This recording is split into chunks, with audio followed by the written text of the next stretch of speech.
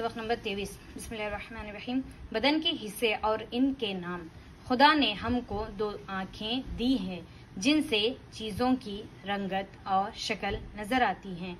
खुदा ने हमको दो कान दिए जिनसे आवाज़ सुनाई देती है।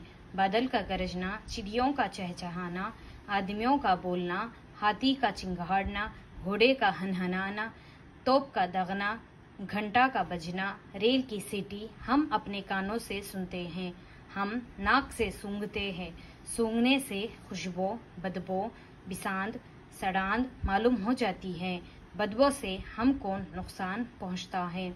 खुदा ने नाक इसीलिए दी है कि हम बदबू से बचें और खुशबू से फायदा उठाएं। हम जुबान से चखते हैं। चखने से चीजों का मजा मालूम होता है। कोई चीज फीकी है, कोई कड़वी, कोई मीठी, कोई खट्टी।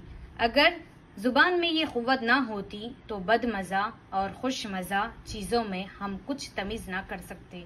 खुदा ने हमको क्या अच्छे दो हाथ दिए हैं जिनसे चीजों को छूते, टटोलते, पकड़ते, उठाते, फेंकते, उछालते हैं। छूने से हमको चीजों की सर्दी, गर्मी, सख्ती, नरमी, खुरदरापन और सफाई मालूम हो जाती है। हम अपने हाथों से खाना खाते, कपड़ा बुनते और घर बनाते हैं। उंगलियों से हम सीते और लिखते हैं। नाखून से खुजलाते और ग्रह खोलते हैं। खुदा ने हमको दो पाँव दिए है। हम पाँव पर सीधे खड़े हो जाते हैं, चलते हैं, दौड़ते हैं, कूदते हैं। खुदा ने हमारा सर सीधा और ऊंचा बनाया है और जानवरों की तरह झुका